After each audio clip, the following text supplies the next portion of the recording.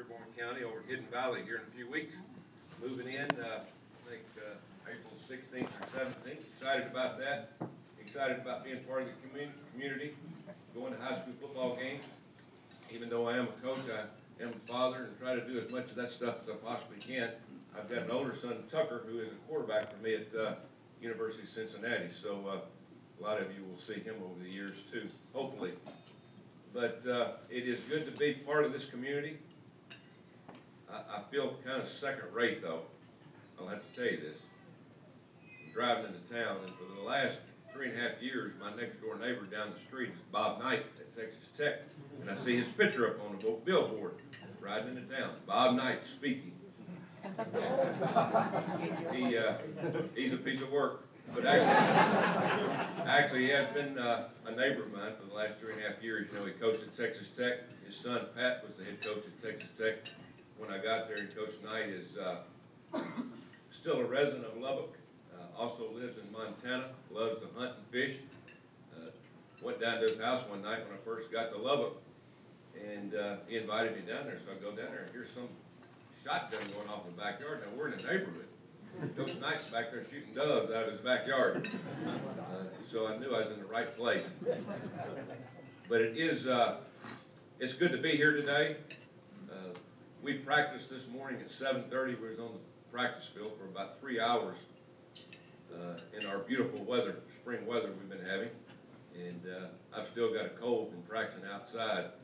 But we're in the middle of spring. Actually, we're at the end of spring practice. And we're getting closer to the end. We have our spring game this Saturday. You're invited to come over. I think it's around 10:30 on campus. Spring games are kind of like watching paint dry, though. You know, you don't get a lot of fun out of it. You know, and as a head coach, you go out there and you hope somebody does good on one side. And if somebody does good, that means somebody's doing bad on the other side. So you get kind of disappointed as a head coach going through spring practice. But it's been an interesting 3 months of moving from Lubbock, Texas, where the only thing that's out there to block the wind, which blows 40 to 50 miles an hour a day, the only thing you have to block the wind is barbed wire fence and flagpoles. You have no trees. And so it's great to be here now where we've got trees and hills and a little bit of scenery and environment. My wife, Suzanne, just tell you a little story about my wife. Stayed single almost all my life. 1989, I'm coaching defensive coordinator at the University of Miami. We're playing Alabama in the Sugar Bowl. We go out the first night and just kind of walk around because when you go to bowl games, you're there for a week. We go into this establishment called Pat O'Brien's where they have these dueling pianos. I didn't know much about that. I'm from Arkansas, so we go in there and sit down. There's a table full of girls in there, ladies, that they're on a convention. I get to talk to this one girl, talk to her for about 30 minutes. What are you doing here? She said, we're here on a convention. We're working out in Boise, Idaho at the time. Work for New House newspapers. I said, really? She said, what are you doing here? She said, well, we're here for the Sugar Bowl. She said, what's that? I said, well, it's a college football game. Well, I gave her my business card. Talked to her for about 30, 40 minutes. We go our separate ways. She calls me 8 months later. We started dating and married 2 years after that. So I gave away one too many business cards. But I was visiting over a while ago at our table, and I guess the reason that we were kind of attracted to each other, she knew nothing about football. And when you coach in the SEC and coaching major college football as long as I have now for about 35 years as an assistant and head coach, you become kind of beat down by the media and by fans in terms of what's going on. So you kind of enjoy being around somebody that knows nothing about what you do. But I'll tell you this, Suzanne and I have been married around 20 years now. And after sitting in the stands at all the college football games that I've coached in, sitting with all the fans and all the experts, she has herself become an expert of college football. So she knows everything that goes on. But Suzanne graduated at Guilford, went to East Central High School, and I've spent a lot of time up in this area for the last 20 years visiting relatives and friends, and I feel like I'm, like I said, feel like I'm at home. It's not an unusual place for me. So excited about being part of the community, and one of the reasons I'm here today is invite you over to be part of what we're doing at the University of Cincinnati. We're a team that's growing. It's probably one of the most interesting stories in college football that I've watched from the outside in over the last few years, of a team that was really not a team, not a very good team over the years. And my understanding is Brian Kelly came here a few years ago and spoke to this same group. And Brian kind of got it started. He and Rick Mena kind of got Cincinnati football started. And when I moved here, everybody goes, you know, you moved from Texas Tech to the Big 12 to coach at Cincinnati. I said, yeah, let me think about this. Texas Tech never played in the BCS bowl game. Cincinnati's played 2 in the last 4 years. One of the winningest teams in college football in the last 7 years. And so everybody thought I was kind of taking a step down, but really not. Coming to a place that I'm excited about, with a chance to win and have an opportunity to win a lot of games. Looks like we're getting ready to move to a new conference soon. Right now we're still in the Big East. They're going to change the name. I don't know what that's going to be, but we're excited about being part of that. But football is football, and I just enjoy it. I coached high school for 4 years. Then I moved into college ranks and was a graduate assistant, worked my way up from assistant to coordinator to a head coach, and I'm pretty proud of that. I came from a small school. I went to a school smaller than most of the schools around here. I think there were 60 in my graduating class. We only had football for about 4 years. I thought I was going to work in the paper mill for a living when I got out of school. One day, about 4 or 5 months before school's out, I said, Dad, I'm looking forward to getting a job in the paper mill, making $14, $15 an hour like everybody else that graduates from Army Grove, Camden High School in Arkansas. That's what everybody does. You're not doing that. You're going to college. And I was fortunate. He was pretty strict on that. So I ended up going to college. The only one in my high school class that went to college, graduated, and I kind of persevered over the years of wanting to be successful. My goal was to be a college head coach by the time I was 40 years old. And at age 39, I became the head coach at Ole Miss, University of Mississippi, back in 1995. And so you can get it done. And here today to talk to all these young kids and anybody. You know, if you look at all the people in our business in college football, you would think, you know, most of the guys that are head football coaches were All-Americans in college and had these big pedigrees. Well, really not. You know, most of the successful guys in college football tried to play college football like me. I wasn't very good. I tried, I played, I worked at it hard. I was a member of the team.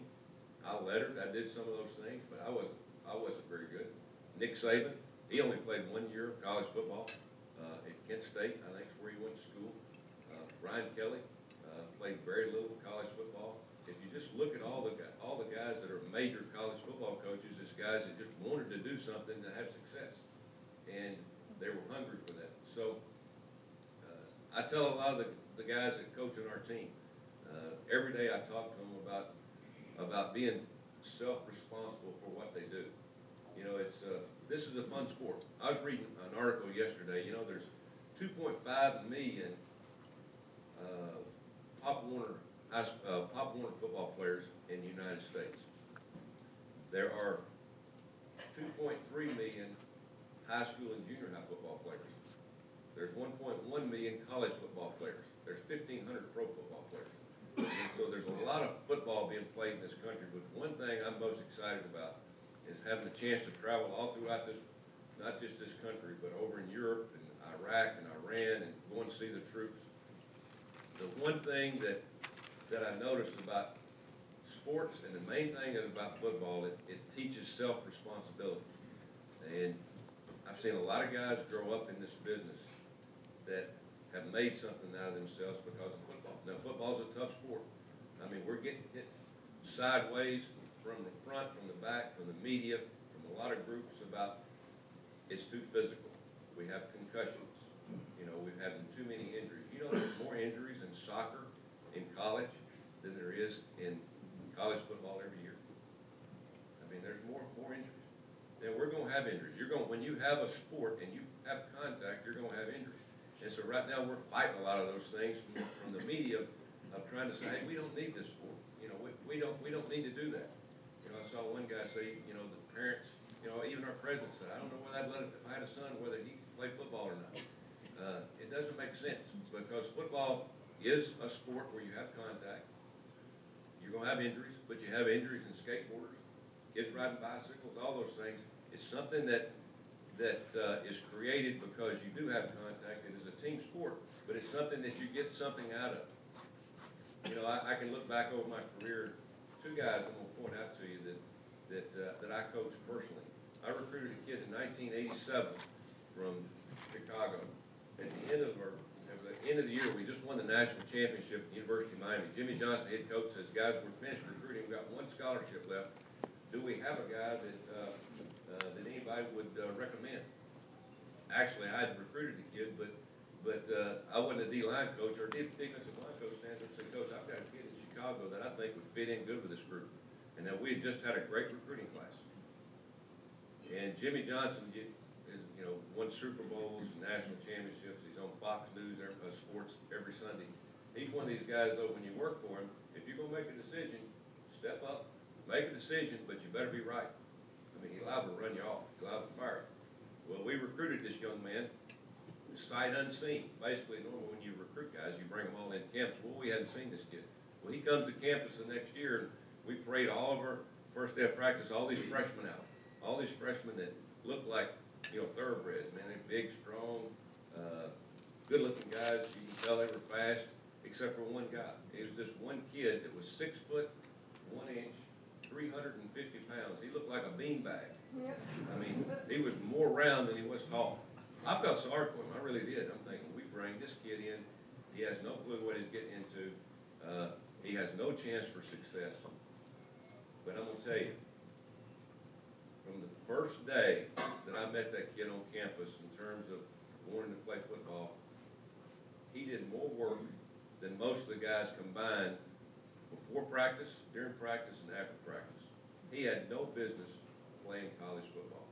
Jimmy Johnson even, he liked him. He made a little bit of a fun of him sometimes just because of, how he looked compared to other guys, but he took it pretty good. Jimmy Johnson left, went to the Dallas Cowboys. 2 years later, he took this young man, the first pick in the draft for the Dallas Cowboys. His name was Russell Maryland.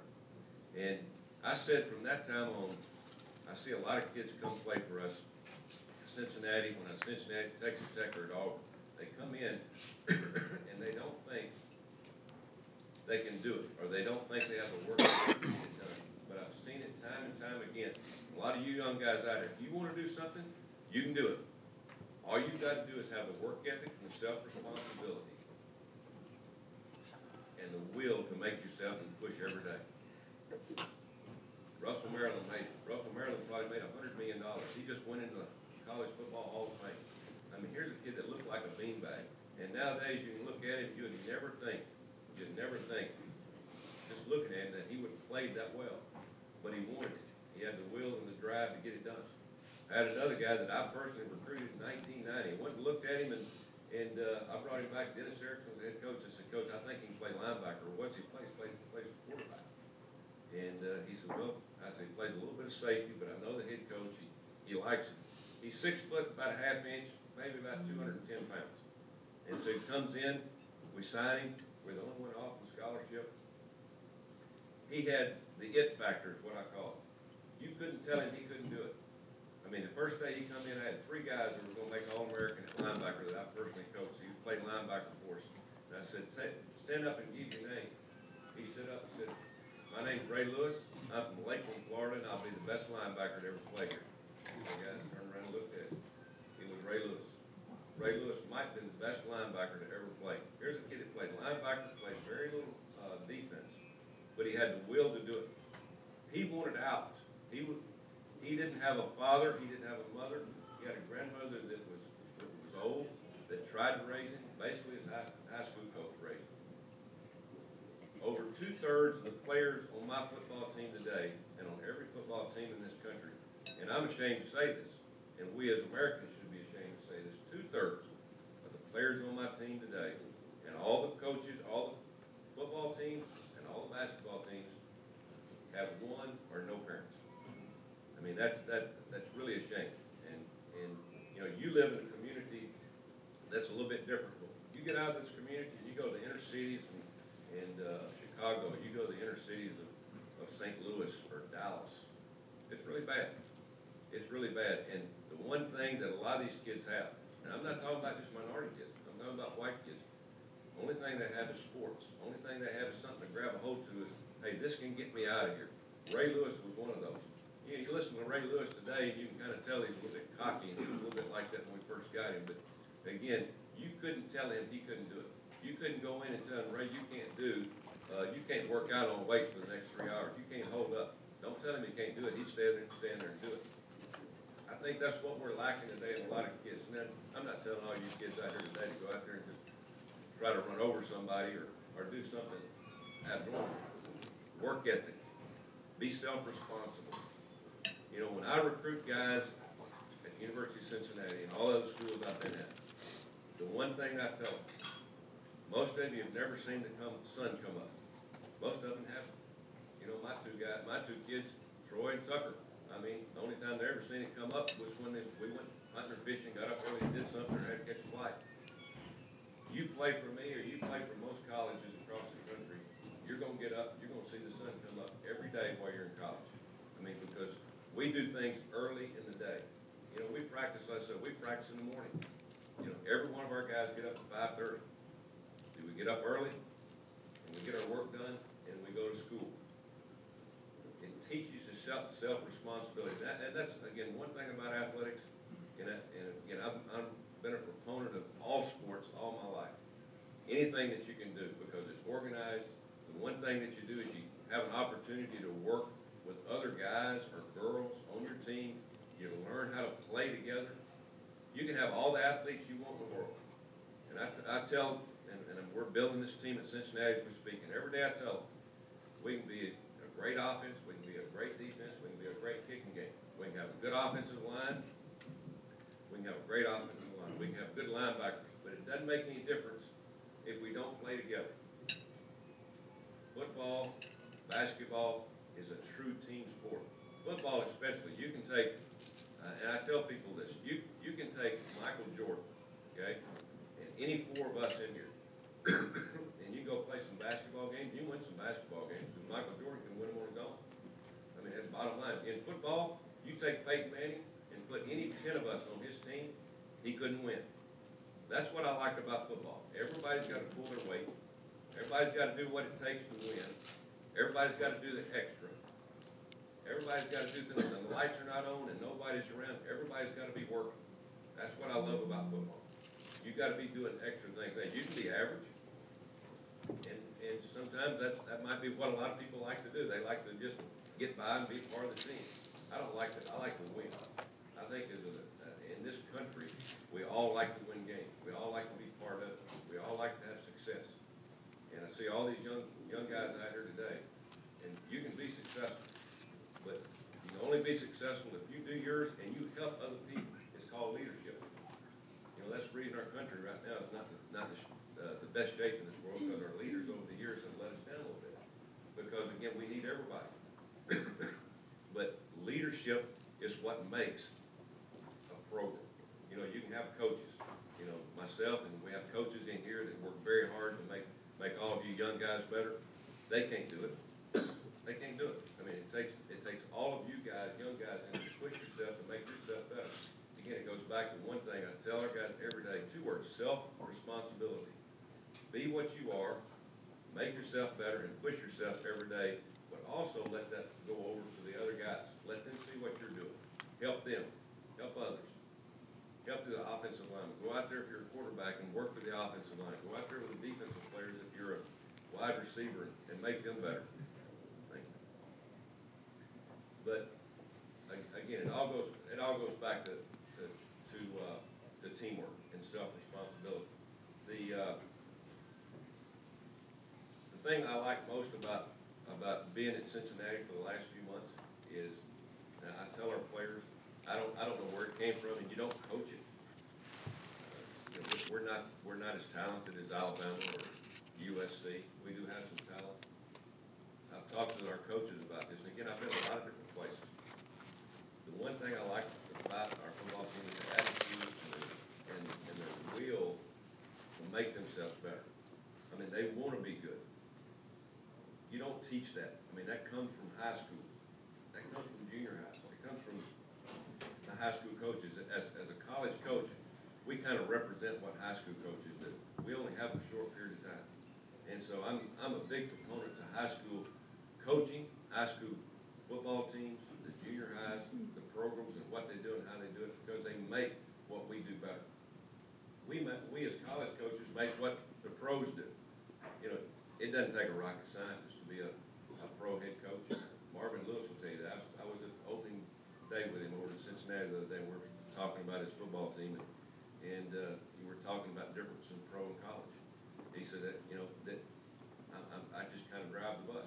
It's whoever has the best players in pro football is going to win. You got to get them in the right direction. You got to get them going in the right direction, but it's not anything like, you know, high school. You know, the high school and the junior high when I was growing up, that guys will tell you, this is the most fun time of your life. You don't have any responsibility other than yourself getting up and going to class and academics. I mean, that's all you have, okay? You don't have to go out and pay taxes. You will soon, and unfortunately yours is going to be a lot higher than ours have been over the past few years. But you're not married. You don't have things that you're responsible for. So enjoy this time and enjoy what you're doing. I'm a big proponent again of the academic part. I think that it goes hand in hand. I've seen players, high school and junior high kids, they come to our camps over the year and they want to play college football, but they have no clue about doing it all right, about doing things in the classroom right, about having manners, about having morals, all those. They think that just being a good athlete is going to make them a success. And I've seen so many. You know, I talked about Ray Lewis a while ago, and I talked about Russell Maryland. I could stand up here and go on and on about the ones that I've seen come in that I thought, hey, this guy is going to do it. He's going to get it done. He's going to be the best that we've ever seen.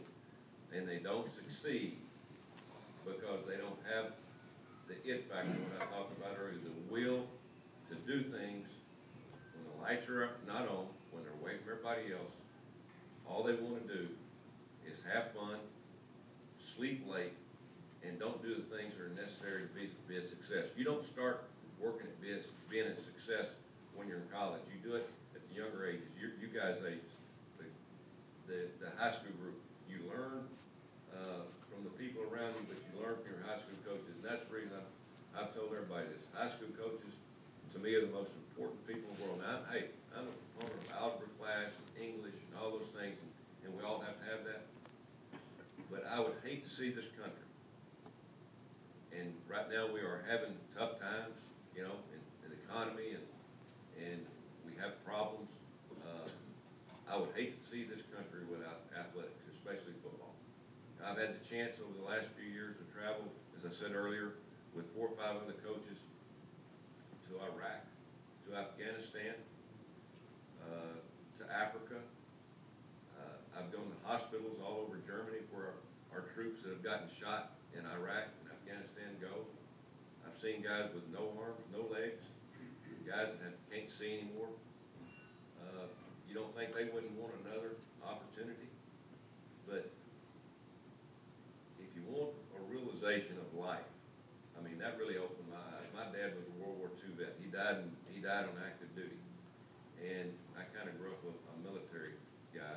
And so I'm a big proponent of the Army. But to me, what we have now in our schools is just a carryover in athletics from what our military has done over the years. It gives us again that self-responsibility and an opportunity to have some success from what they did, but also the ideas of discipline, the discipline of what came from our military into our athletics through this country. And again, if you don't think we don't live in the best country in this world, go over there and look at what we've seen. It will open your eyes. And again, with all the problems we're having, with Democrats against Republicans, with the economy up, with the going down, with everything, all the problems we have, we by far live in the best country in this world. We have it made compared to a lot of other people. So I'm up here today telling you that you know, I'm glad all these young guys are out here. I'm glad the coaches brought them. I'm excited about being here in Dearborn County as as a resident here in a couple of weeks. I look forward to spending a little bit of time in Hidden Valley. I do a lot of traveling. That's one of the things that I don't relish in my older years of coaching is all the travel that goes with it. But I do like time spending with all the young people that I'm around, especially in the summers, all the camps. We have camps that will start in June. All you young guys, you're welcome to come. We'll have about 4,000 junior high and high school guys in camp. Again, we have a walk-on program at University of Cincinnati. That walk-on program means that you're not on scholarship. We like guys to come out. If you want to play college football and we think you have the opportunity maybe to help or be a part of it, we'd love for you to come try walking on. I think it's a great deal. That's what I did. I went, I got my head busted in many times in 4 years. There was times when I'd go back to my dorm room going, what in the world am I doing here? But it helped. It helped me get to the place that I am today in terms of being a coach. I don't think I could have ever been a head coach in college had I not been a guy that played college football. At least given it an opportunity to learn what you go through and what you don't go through and what it takes to be a college football player. But we do have our camps this summer. We'd love for you to come over. Again, we have our scrimmage this weekend, like I said, at 10:30 on campus. You have an opportunity to come over. We have some very good games next year. We open up with Purdue at home. I think that'll be a very good game. If you don't have anything to do and if you don't have a team to follow, we'd love for you to come over and watch and kind of be a part of it. We're going to expand our stadium. We're putting almost $100 million in the Nippert Stadium. I think that's going to be a huge lift for the area, not just for Cincinnati. I think it's going to be something that will bring in a lot of different people, a lot more money through the economy, and so we're excited about that. But I'm just excited about being part of Cincinnati football, this area. Looking forward. I'm a big turkey hunter, so those of you that don't hunt turkeys, you got turkeys back out in some of your fields, give me your phone number. I'll call you when I leave here. My daddy-in-law lives, I think it's called BB, outside of town. He's got several up there. I'm looking forward to going up there and hunting and fishing with him. But I'm really looking forward to coming next year and watching high school football in this area because, as I said earlier, one of my sons plays, and I'll try to make as many as I possibly can. Any questions anybody's got about what's going on or what we need to do? Anybody got any answers for me? I always look for answers, not questions. I see some guys in there I've known for a long time, so they don't need to ask any questions. They know more about me than I need to know. Yes, sir. What's your relationship with Urban Meyer? He said some sort of derogatory things about him. I can't hear you. What's your relationship with Urban Meyer? Urban Meyer, I've known Urban a long time. Urban's a young guy in our business. Has kind of worked his way up. He's done very well. When I was at Auburn, we played him 3 times, and I'm the one of the few coaches that's undefeated against Urban. I'm 3-0 against him, and that's going to be tested year after this one because we go to the Horseshoe and play Ohio State in a couple of years. And I'm sure he's tired of hearing me say that because it always gets back to him that he hasn't beat me. And I beat him the year he won the national championship at Florida. I was the only team that beat him, and then we beat him when Tim Tebow was a senior. So Urban's a good coach. He's a guy that's going to give us a lot of problems in recruiting. Of course, you know how Ohio State is a team that's well known, and we're going to fight them tooth and nail with players from this area, and hopefully we can keep as many as we possibly can home. Any other questions? Come on, I know you got questions. You're going to ask me questions before I leave here. Yes. How are they going to maintain the integrity of Nippert with the new additions? You know, Nippert Stadium is very unusual. Yeah. And actually I coached here in 1986, my first year at the University of Miami. We came and played here when we were the #1 team in the nation most of the year, and we lost in the national championship game. We played Nippert Stadium, and it's different. You drive on campus, and it's kind of nestled in between all the buildings. Holds around 40,000. What we're going to do is we're going to add a deck to the press box side. The press box will completely come down. We'll add a press box along with somewhere around 20 sky boxes or maybe more than that. It's going to be an engineering feat to get that done because all the buildings are so close. Everything's kind of surrounds what we have. And to do construction like that, it's going to have somebody that knows a lot more about it than I do in terms of coming in and getting that done without tearing everything up around it. But we'll start next year, right after the last home game, and hopefully we can get it done in a year. If not, we'll probably play our home games in Paul Brown Stadium for the year that they don't have it finished. But hopefully they can get it done in that short period of time. Any other questions? Yes, sir. Coach, how's your guys looking this year in spring ball? You know, we've got a pretty good team. That, as I said earlier, the big thing for me as a head coach is learning their names, what they're majoring in, where they're from. I don't actually coach a position. I walk around and I watch them, and I've been really impressed with their desire to have a good team. Sometimes I've been places where, you know, some guys are just, you know, hey, let's just get through this and go on. But a majority of our players are fired up about the season, and we need a little bit more speed. Now we're putting in a pro style passing attack. I like the spread. I'm not a spread coach. Spread, for those that don't want to know much about it, is over the last 4, 5, 6 years, some of these teams have put these offenses in where they spread people out, the quarterback runs the ball some, you throw it some. I'm more of an old school type. We're going to have a tailback. We're going to have a physical offensive line. We're going to try to run the ball. Our quarterback is a senior. We lost our tailback. Most of our offensive line's back. And defensively is where I'm a little bit concerned because we lost about 6 starters. But we do have some speed there. That's what I've coached all my life, so I've spent more time over there. But I think we'll be fine. It just, you know, the big thing is just try to stay away from injuries. Any other questions? What was your toughest adjustment coming from Texas Tech to Cincinnati? Toughest adjustment? Yeah. Is weather. Actually, you know, a lot of people say, you're going to go up there where it's cold? Let me tell you something. Lubbock, Texas was 4,000 feet up. Again, it's 5 million acres of cotton. No trees. Wind blows all the time, very cold. Now, one day it might be 20 degrees with wind blowing 50 miles an hour, but the next day it might be 70 and beautiful.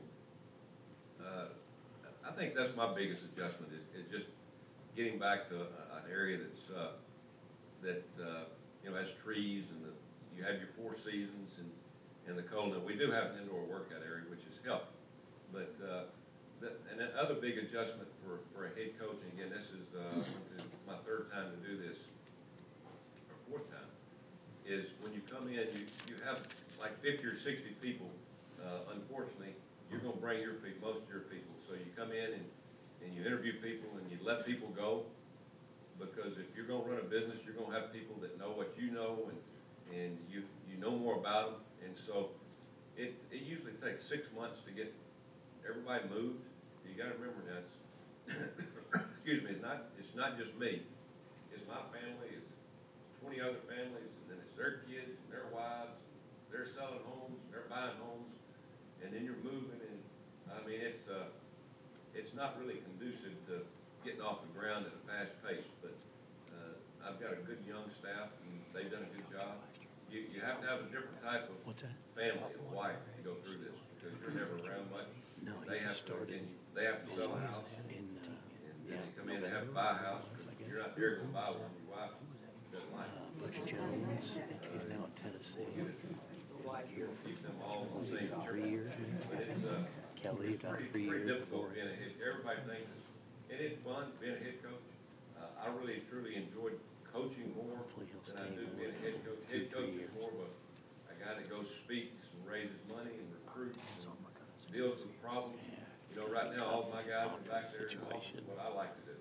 When we finish practice, you go take a shower, you go up, then you watch the film, and you watch every play, and you grade it, and you look at things where you need to make adjustments and all those things. It's I miss that part. I really do. But I've got a good staff, and we're just about settled down now. If this dang weather would just ease up just a little bit. You know, I was told when I got here it never got cold here. And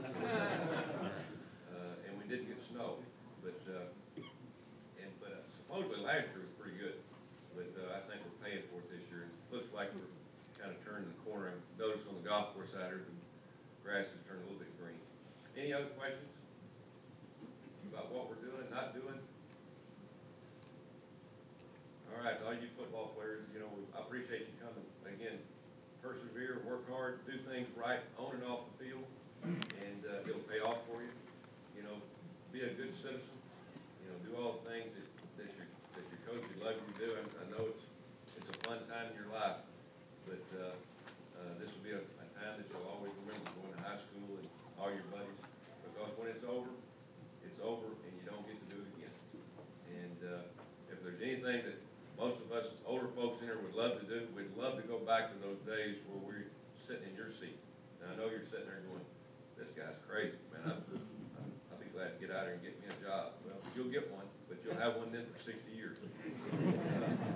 There's no end to that one. And the government's going to want their money. They're going to want their paycheck. You're going to have kids, you're going to have problems and all those things. So enjoy life, enjoy what you're doing. Again, I hope to see everybody around Lawrenceburg or Greendale or Dearborn County in the next few years. I'm going to be here for a while. I'm looking forward to being on the lake a little this summer. Hopefully I'll run into you. But again, if you ever have an opportunity to come to a football game, come to campus. I think you'll be impressed. I've been very impressed with the people and the things that are going on, the building, the improvements. So I'm excited about that. So thanks for the invitation to come here.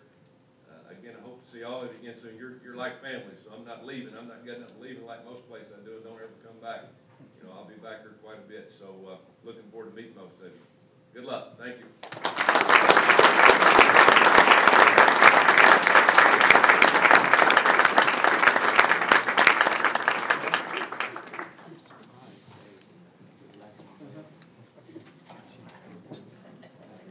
Thank you so much for coming. One other sponsor I didn't get to mention was UCB and Eubank and Kramer sponsored East Central High School, and we also appreciate the students from the schools who don't have a football program that came to enjoy this today, and we hope you get something rewarding out of it, everyone that came. So thank you again, Coach Tuberville, for coming and giving us this program, and thank you everyone for supporting the Chamber. Have a great day.